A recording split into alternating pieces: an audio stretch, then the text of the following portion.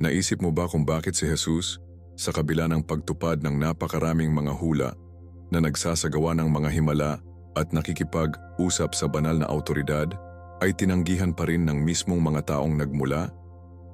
Bakit ang karamihan sa pamayanang Hudyo, kapwa sa nakaraan at ngayon, ay tumanggi na kilalanin siya bilang ipinangakong Mesyas? Kung siya ay tunay na anak ng Diyos, hindi ba yon malinaw?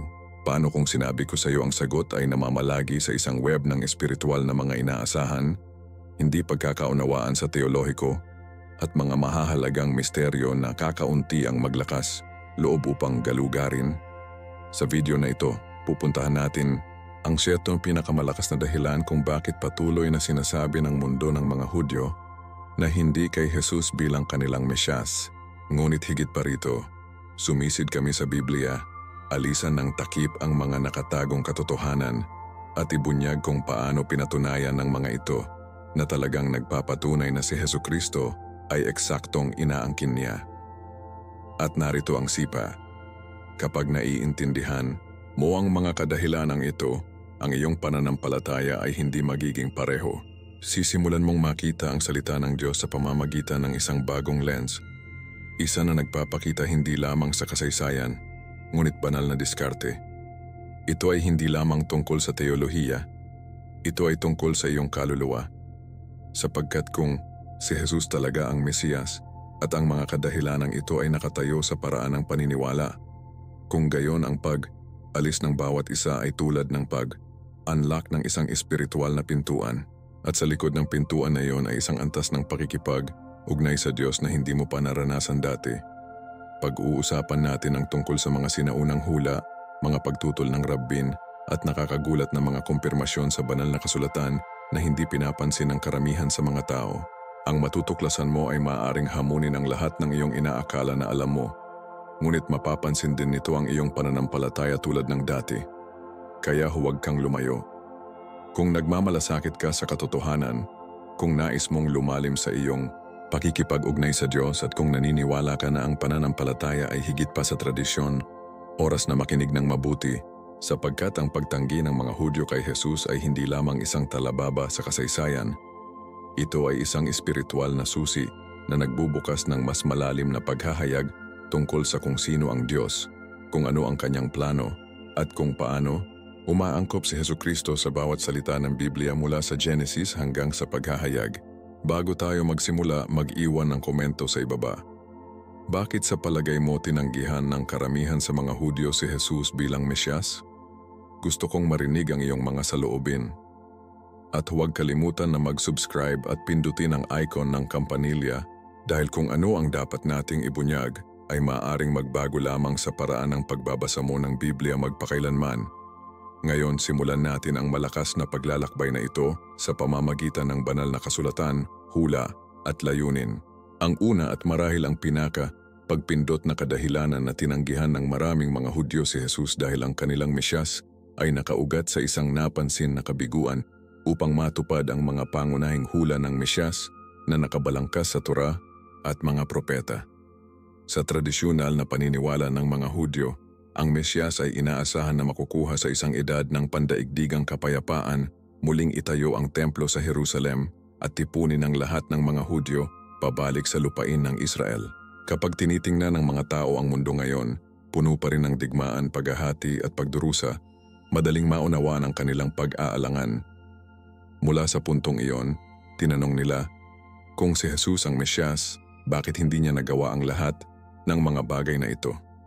Bakit hindi nagkaroon ng kumpletong pagbabagong anyo ng mundo tulad ng inihula sa mga sipi, tulad ng Isaias 2:4, kung saan ang mga tabak ay binugbog sa mga araro at ang mga bansa ay hindi na nakipagdigma, ngunit narito kung saan ito ay nakakakuha ng malalim sa espiritual. Ang napalampas ay ang plano ng Diyos ay hindi kailanman sinadya upang matupad sa isang solong kilos. Sa katunayan, ang banal na kasulatan ay nagpapakita ng isang pattern. Ang mga Diyos ay madalas na gumagana sa mga yugto. Sa pamamagitan ng mga panahon, si Jesus mismo ay nagpahiwatig sa dalawahang misyon na ito. Una, tulad ng inilarawan ng naghihirap na alipin sa Isaias 53, at kalaunan, bumalik bilang nagaharing-hari sa kaluwalhatian. Hindi ito isang pagkakasalungatan, ngunit isang banal na pag-unlad. Ang pananampalataya ay hinihingi ang pasensya at pag-unawa sa tiyempo ng Diyos, hindi sa atin. Ang unang pagdating ay tungkol sa pagtubos sa pamamagitan ng sakripisyo. Ang pangalawa ay tungkol sa katuparan ng hustisya at pagpapanumbalik. Ang dalawahang papel na ito ay hindi banyaga sa banal na kasulatan ng mga Hudyo. Madalas itong hindi mapapansin. Ang ideya na ang Mesyas ay darating ng 2 beses ay hindi komportable para sa marami, lalo na sa mga tradisyon na inaasahan ng isang solong, malakas na pagdating. Ngunit maging matapat, hindi ba maraming mga propeta ang nakakaranas ng pagtanggi bago maganap ang kanilang mga salita? Hindi ba si Joseph, isang foreshadowing ni Jesus, ay nagdurusa bago tumaas sa kapangyarihan at mailigtas ang kanyang mga tao? Ang pananampalataya ay madalas na hindi pagkakaunawaan sa unang sulyap. Ang plano ng Diyos tulad ng inilatag sa Biblia ay hindi limitado sa mga inaasahan ng tao. Si Hesukristo ay dumating sa tamang oras upang matupad ang misyon ng kaligtasan at babalik siya upang makumpleto ang ipinangako. Iyon ang dahilan kung bakit tayo naglalakad sa pamamagitan ng pananampalataya, hindi sa paningin, tiandua mga taga-Korinto, 1:7. Ngayon kung titingnan natin ng mabuti, maaari nating makita kung paano nagsimula na si Jesus upang matupad ang marami sa mga sinaunang hula, hindi lamang sa paraang inaasahan ng marami. Nagtipon siya ng mga tao, hindi lamang mga Hudyo kundi mga Hentil din, sa isang espiritual na Israel, isang kaharian na hindi itinayo ng mga kamay ng tao, kundi sa pamamagitan ng pananampalataya at Espiritu ng Diyos. Ang kapayapaan na inaalok niya ay nagsisimula sa puso. Ang tunay na templo, tulad ng ipinahayag ni Jesus sa Juan 2:19, ay ang kanyang katawan. At sa pamamagitan ng pagpapalawak, ang kanyang mga tagasunod na ngayon ay mga templo ng banal na Espiritu. 1 mga taga-Korinto 6:9. Ang muling pagkilala sa sagradong espasyo at pagkakakilanlan ay nagpapakita na hindi nabigo si Jesus. Na-reorient niya ang ating pag-unawa sa kung ano talaga ang kaharian ng Diyos. Kaya marahil ang tunay na tanong ay hindi kung tinupad ni Jesus ang mga hula ng Mesyas, ngunit kung binibigyang kahulugan natin ang mga hula na iyon ng bukas na mga mata at puso. Kapag pinapayagan natin ang banal na espiritu, nagabayan tayo sa mga banal na kasulatan. Sinisimulan nating makita ang mga fingerprint ng Diyos sa mga lugar na hindi natin naisip. Hindi lamang ito teolohiya, personal na pagbabagong anyo nito. Kung naghihintay ka ng kapayapaan, magsimula sa pamamagitan ng pagpapaalam kay Hesukristo na magdala ng kapayapaan sa iyong kaluluwa. At habang iisipan natin ang mas malalim na pag-unawa sa hula na ito, lumingon tayo ngayon sa isa pang pangunahing isyu na nagdudulot ng pag-igting sa pag-uusap na ito, ang likas na katangian ng Mesiyas mismo. Ang isa pang pangunahing hadlang sa pagtanggi ng mga Hudyo kay Jesus habang ang Mesiyas ay nasa kanyang banal na kalikasan. Sa loob ng maraming siglo, pinanatili ng teolohiya ng mga Hudyo na ang Mesiyas ay magiging isang mahusay na pinuno, matalinong matuwid at pinahiran, ngunit sa huli, isang tao. Ang ideya na ang Mesiyas ay maaaring maging Diyos sa laman ay, sa marami hindi lamang banyaga ngunit halos mapanganib. Pagkatapos ng lahat ang Shema, isa sa mga sagradong pagpapahayag ng Hudaismo, ay nagsasabi, "Pakinggan o Israel, ang Panginoong Diyos ang Panginoon ay isa." Deuteronomio 6:4. Kaya't kapag inihayag ng mga Kristiyano na si Jesus ay anak ng Diyos, na pantay sa kakanyahan ng Ama, maraming mga Hudyo ang nakakarinig kung ano ang tunog tulad ng polytheism, isang pag-alis mula sa ganap na pagkakaisa ng Diyos. Ngunit narito, kung saan ang kagandahan ng paghahayag ng Biblia ay nagbubukas, ang ideya na maipakita ng Diyos ang kanyang sarili sa atin ay hindi ilang imbensyon ng bagong tipan. Malalim itong nakaugat sa mga banal na kasulatan ng Hebreo. Kunin ang Isaias 9:6 na matapang na nagpapahayag, "Para sa atin ang isang bata ay ipinanganak at tatawagin siyang makapangyarihang Diyos, walang hanggang Ama, prinsipe ng kapayapaan." O tingnan ang Micah 5:2 na nagsasalita ng isang pinuno mula sa Bethlehem na ang mga pinagmulan ay mula sa dati, mula sa mga sinaunang panahon. Ang mga ito ay hindi paglalarawan ng isang ordinaryong tao, Tinuturo nila ang isang tao na ang kalikasan ay lumilipas ng oras, puwang, at maging ang pag-unawa sa tao. Pinapayagan tayo ng pananampalataya na hindi tayo dumating upang palitan ang pagkakaisa ng Diyos, ngunit upang ipakita ito sa isang mas matalik, paraan ng pagtubos. Isipin ito sa ganitong paraan. Kung ang Diyos ay tunay na walang kabuluhan at walang hanggan, hindi ba siya may kapangyarihan na pumasok sa kanyang sariling nilikha sa formang pipiliin niya? Nang lumitaw ang Diyos kay Moises sa nasusunog na bush, Exodo 3, ipinakita niya na ang kanyang presensya ay maaaring tumira sa loob ng mga nilikha na bagay nang hindi nabawasan. Ang parehong ay totoo kay Hesukristo. Hindi siya dumating bilang isa pang propeta o guro, dumating siya bilang salita na ginawang laman, Juan 1:14. At iyon ang tiyak kung bakit ang kanyang mga turo, kanyang mga himala, at sa huli ang kanyang sakripisyo ay nagdadala ng walang hanggang timbang na ginagawa nila. Walang sinumang tao lamang ang maaaring magdala ng mga kasalanan ng mundo. Ang isang banal na tagapagligtas lamang. Maraming mga tao ang nagpupumilit sa ideya ni Jesus na kapwa ganap na Diyos at ganap na tao sapagkat hinamon nito ang mga limitasyon ng lohika ng tao. Ngunit iyon mismo kung saan lumalakad ang pananampalataya. Hindi tayo tinawag ng Biblia na maunawaan ang lahat, lamang na magtiwala sa ginagawa. At kung titingnan natin ang buhay ni Jesus sa pamamagitan ng lens na ito, ng banal na layunin, ang lahat ay nagsisimula na magkaroon ng kahulugan. Ang kanyang kapangyarihan upang patawarin ang mga kasalanan, upang kalmado ang mga bagyo, upang itaas ang mga patay. Wala rito ang may katuturan maliban kung siya ang sinasabing siya. At inangkin niya na isa sa Ama, Juan 10:30, hindi sa kompetisyon, ngunit sa perpektong pagkakaisa.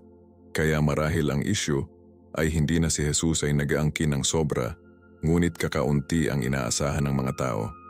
Naghahanap sila ng isang pampulitikang tagapagligtas, hindi isang espiritual na tagapagtubos. Ngunit ang Diyos ng Biblia ay palaging naglalayong mas malalim kaysa sa ibabaw. Ipinadala niya ang kanyang anak na si Hesukristo, hindi lamang upang maghari sa isang trono sa Jerusalem, kundi upang maghari sa puso ng mga naniniwala. At sa sandaling maunawaan natin ang katotohanan na iyon, ang susunod na tanong ay natural na lumitaw, paano mamatay ang Mesyas bago makumpleto ang kanyang misyon? Iyon mismo ang susunod nating tuklasin.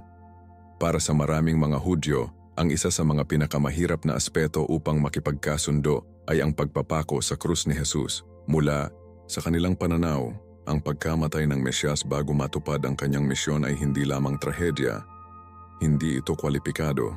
Pagkatapos ng lahat, paano ang isang patay na tao ay mamuno sa isang bansa sa tagumpay? Muling itayo ang templo o magtatag ng walang hanggang kapayapaan? Mukhang counterintuitive. Naniniwala ang Mesyas ay dapat na magtagumpay, hindi na pahiya sa isang Roman cross. Ngunit narito kung saan ang kwento ay tumatagal ng isang malakas na pagliko. Ano ang hitsura ng pagkatalo sa pamamagitan ng mga mata ng tao?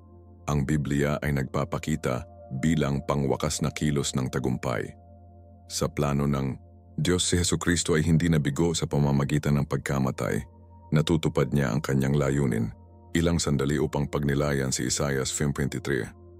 Madalas na hindi pinansin o muling na-interpret sa tradisyonal na mga bilog na Hudyo, ang kabanatang ito ay nagpinta ng isang malinaw na larawan ng isang tao ng kalungkutan na tinusok para sa ating mga pagsalangsang at durog para sa ating mga kasamaan. Ang kanyang pagdurusa ay nagdudulot ng pagpapagaling. Ang kanyang katahimikan sa harap ng kanyang mga nagsusumbong ay sumasalamin sa mahinahon na paglutas ni Jesus bago si Pilato.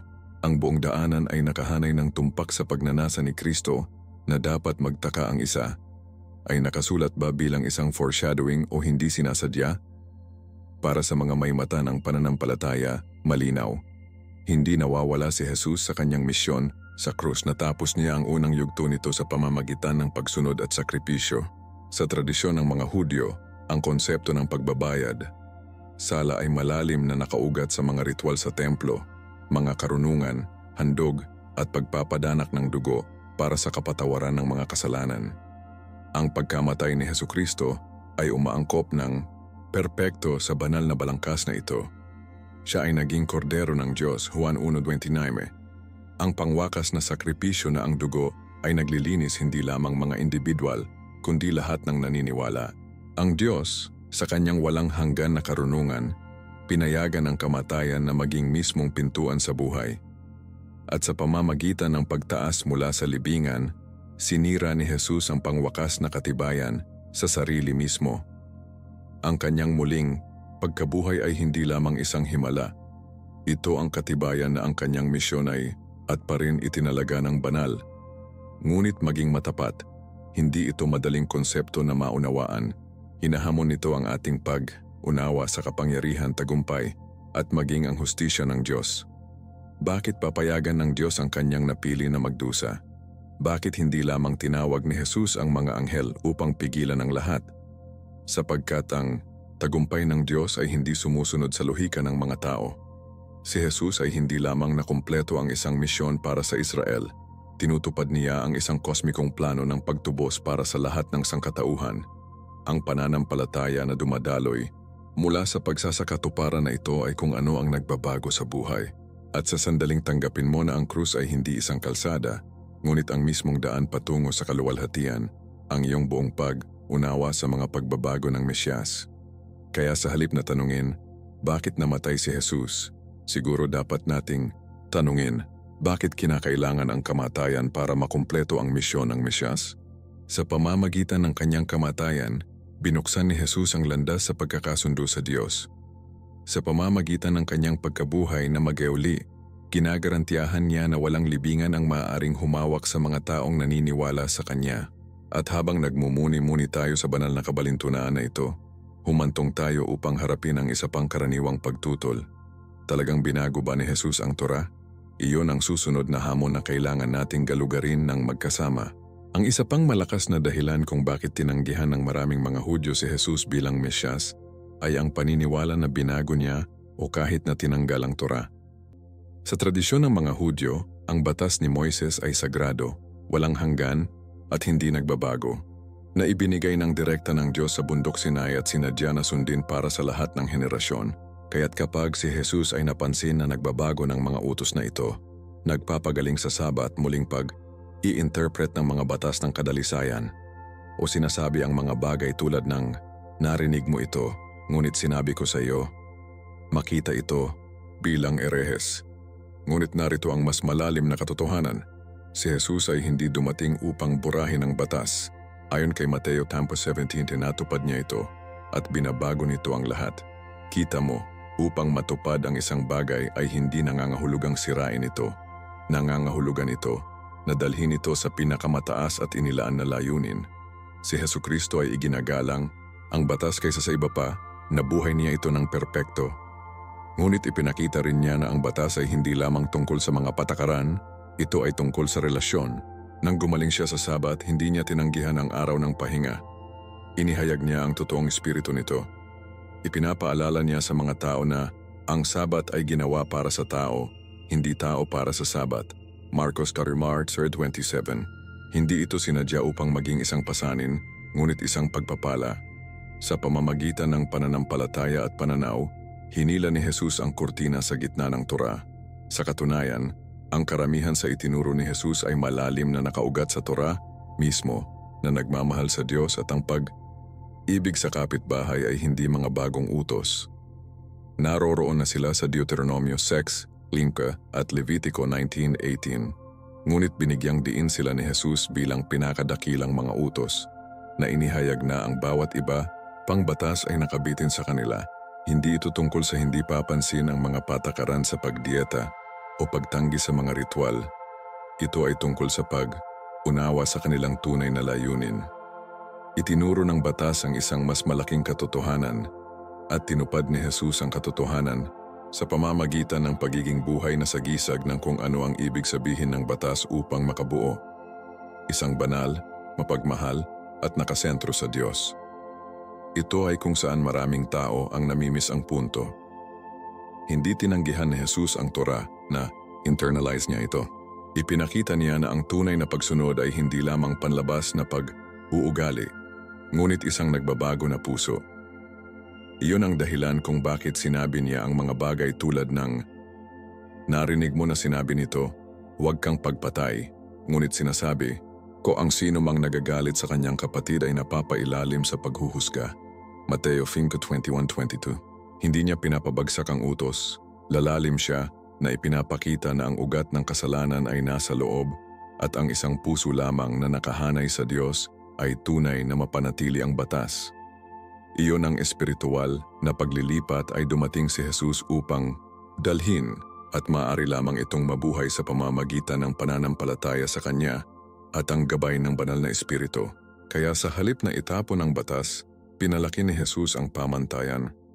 Ipinakita niya na hindi lamang ito tungkol sa panlabas na pagsang-ayon, ngunit ang panloob na pagbabagong anyo, isang pagbabago lamang na posible sa pamamagitan ng biyaya ng Diyos. Inihahatid ng Biblia si Jesus bilang tulay sa pagitan ng liham at espiritu, sa pagitan ng utos at pakikipag-isa. At kapag naglalakad ka sa paghahayag na iyon, nagsisimula kang maunawaan kung bakit kailangan niyang dumating sa paraang ginawa niya. Gayunpaman, ang isang pangunahing daanan ay nananatiling mainit na pinagtatalunan sa pagitan ng mga interpretasyong Hudyo at Kristiyano, Isaiah 53. At iyon mismo ang susunod na pupunta tayo. Kabilang sa mga pinaka-debate na mga sipi sa pagitan ng mga Hudyong at Kristiyanong iskolar ay si Isaiah 53. Sa tradisyon ng mga Hudyo, ang kabanatang ito ay madalas na binibigyang kahulugan bilang pagtukoy sa bansa ng Israel mismo na nakikita bilang naghihirap na lingkod na nagdadala ng mga kasalanan ng mundo sa mga siglo ng pag-uusig. Sa unang sulyap maaaring magkaroon ng kahulugan lalo na dahil sa mahabang kasaysayan ng mga pagsubok at pagiging matatag ng Israel. Ngunit kapag sumisid tayo ng mas malalim sa teksto na may mga espiritual na mata na ginagabayan ng pananampalataya at ang banal na espiritu may nakakagulat na nangyayari. Ang figure na inilarawan sa Isaiah 53 ay hindi tunog tulad ng isang kolektibong bansa, parang isang tiyak na individual, isa na walang kasalanan, tahimik sa harap ng kanyang mga nagsusumbong at pinarusahan sa mga kasalanan ng iba. Ang kabanata ay nagsisimula sa sino ang naniniwala sa aming mensahe, Isaiah 53:1, na nagpapahiwatig na ang lingkod na ito ay tatanggihan.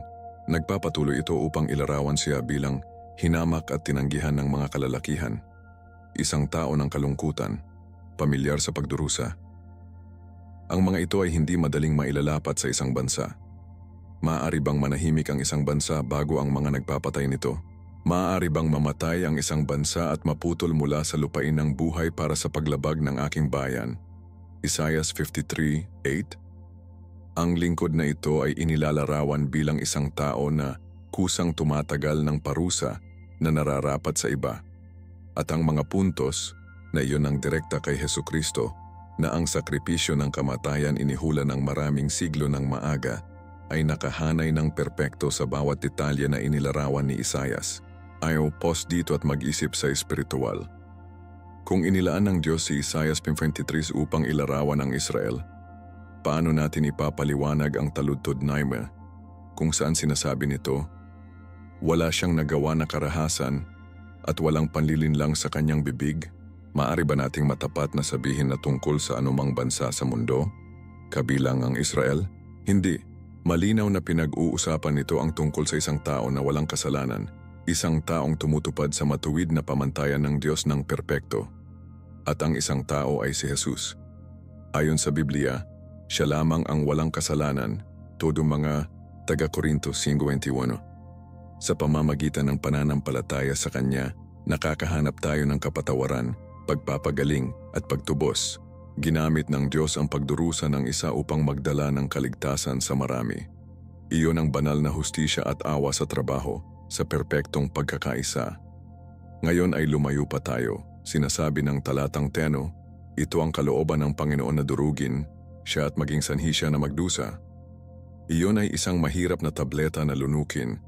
Bakit gagawin ng Diyos ang pagdurusa ng sinuman? Mag-isa lamang ang kanyang napiling lingkod. Ang sagot ay namamalagi sa plano ng pagtubos. Si Jesus ay hindi biktima ng pangyayari. Siya ang kordero na kusang inaalok, ganap na may kamalayan sa kanyang misyon. Hindi ito ang pagtatapos ng kwento, bagaman.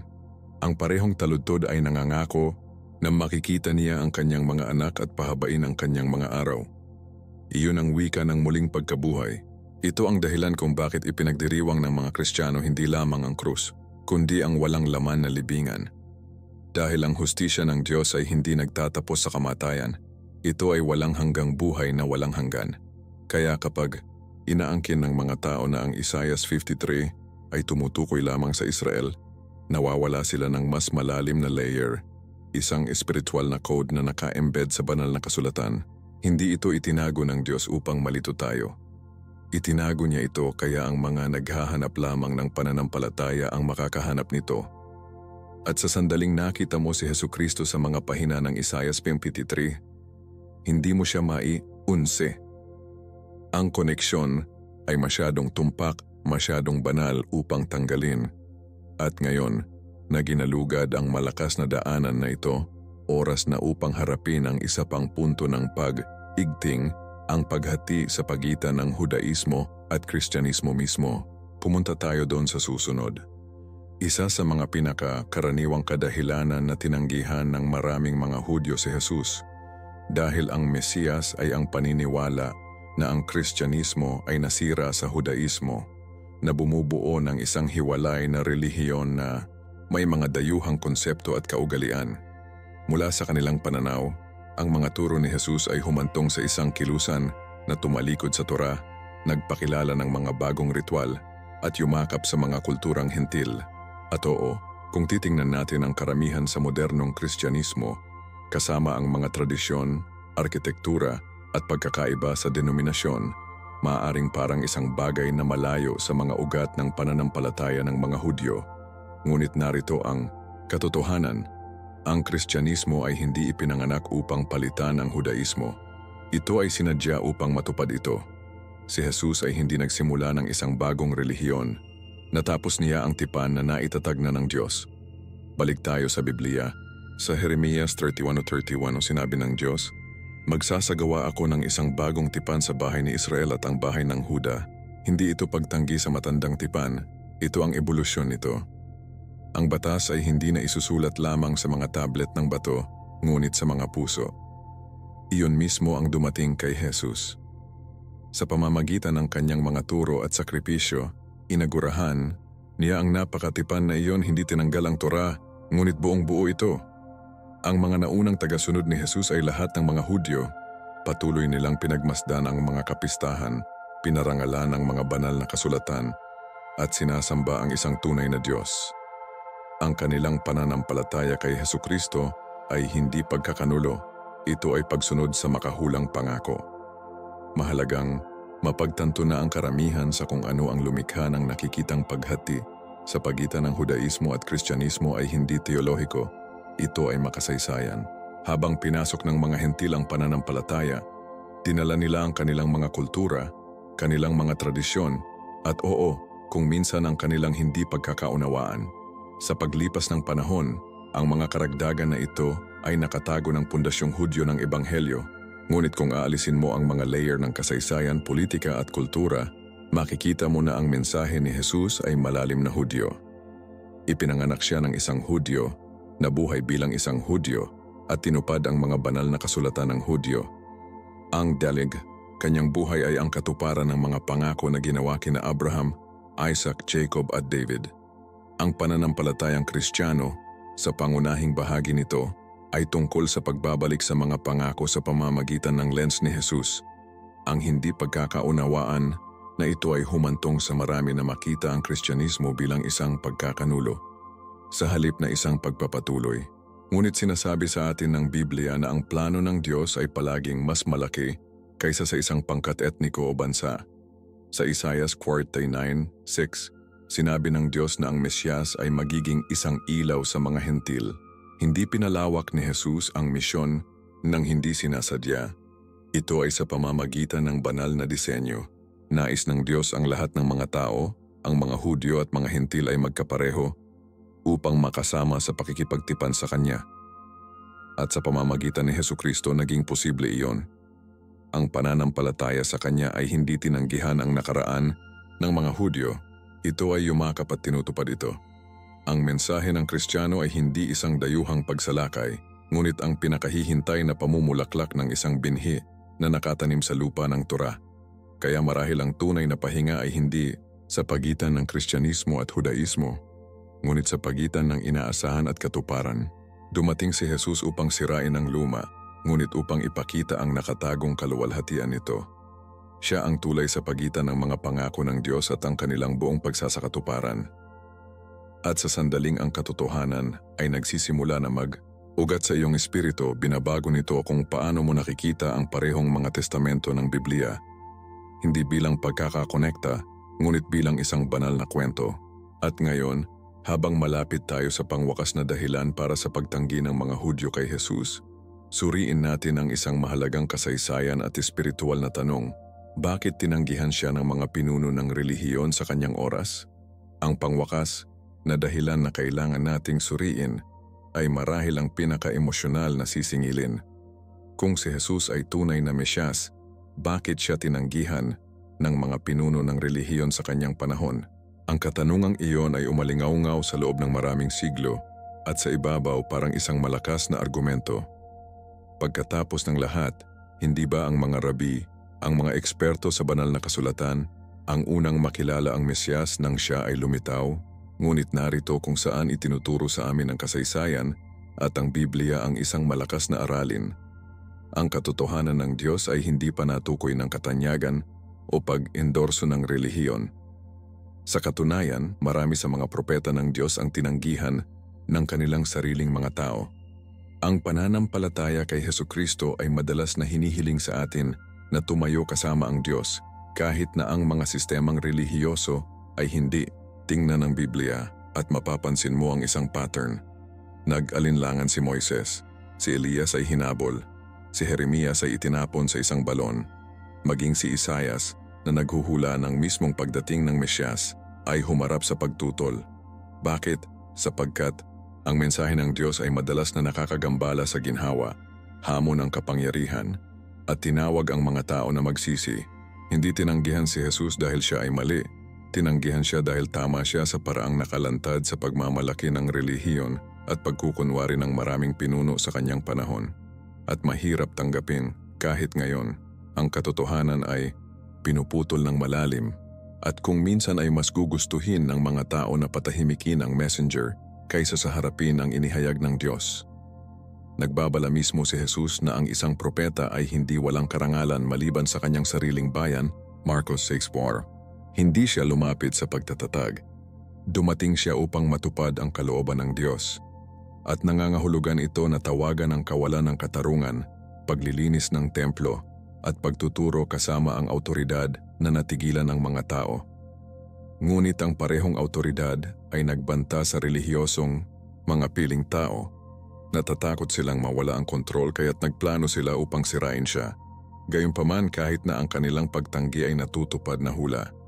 Sinabi ng awit 118:22, ang bato na tinanggihan ng mga tagabuo ay naging pundasyon. Si Jesus ang bato na iyon, at ang pundasyon ng kaligtasan ay inilatag sa pamamagitan ng pagtanggi na iyon. Hindi ito nangangahulugang lahat ng mga rabay ay kinasusuklaman si Jesus. Sa katunayan maraming lihim na naniniwala, ngunit natatakot sa excommunication, Juan 12:42. At huwag kalimutan na si Nicodemus, isang parisyulong naghanap kay Jesus sa gabi at kalaunan ay tumulong sa paglibing ng kanyang katawan. Ang pananampalataya sa Diyos ay hindi tungkol sa pinagkasunduang pangkat, ito ay tungkol sa personal na paghahayag. Minsan ang pinakadakilang espiritual na paggising ay darating kapag lumakad ka sa labas ng tradisyon at direktang nakatagpo ng Diyos. Iyon ang inaalok ni Jesus, hindi isang relihiyon na pag-aari, ngunit isang relasyon upang manirahan.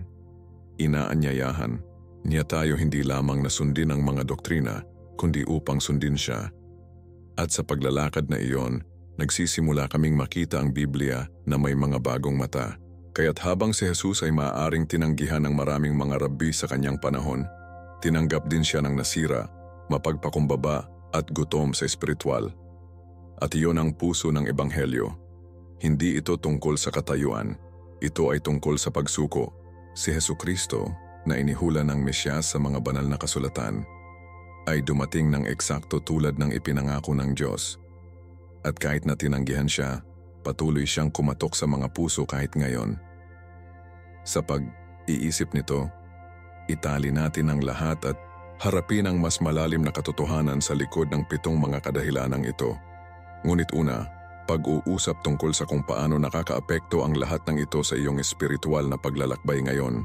Kaya't narinig mo na ang lahat ng siyari mga dahilan kung bakit maraming mga Hudyo ang tumanggi kay Jesus bilang kanilang Mesyas. Ano sa palagay mo? Ang mga pagtutol ba na ito ay may katuturan sa iyo?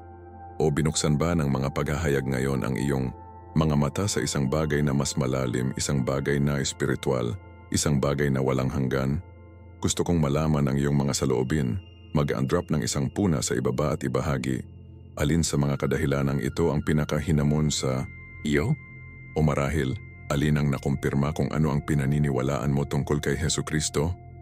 At kung nakatulong ang video na ito na palakasin ang iyong pananampalataya, huwag mo itong panatilihin sa iyong sarili. Ibahagi ito sa isang taong naghahanap, isang taong nakikipagbuno sa mga katanungan tungkol sa Diyos, ang Biblia, at ang katotohanan tungkol sa Mesyas. Ikalat natin ang mensaheng ito ng pag-asa at pag-unawa sa malayo. Siguraduhing mag-subscribe ngayon at i-on ang mga abiso upang hindi mo makaligtaan ang susunod na video. Dahil magsisimula na lang tayo. At ang pagsasalita tungkol sa kung ano ang susunod, ang inirekomendang video na nag-pop up sa iyong screen ngayon ay dadalhin ka kahit na mas malalim. Sinasalamin nito ang isang malakas na katotohanan na hindi pinapansin ng karamihan sa mga naniniwala. Isang bagay na maaaring magbago ng iyong paglalakad kasama ang Diyos magpakailanman. Tiwala sa akin, hindi mo nais na makaligtaan ito. Salamat sa panonood. Ako si Marco at makikita kita sa susunod. Manatiling mapalad, manatiling mausisa at huwag tumigil sa paghahanap ng katotohanan kay Hesukristo.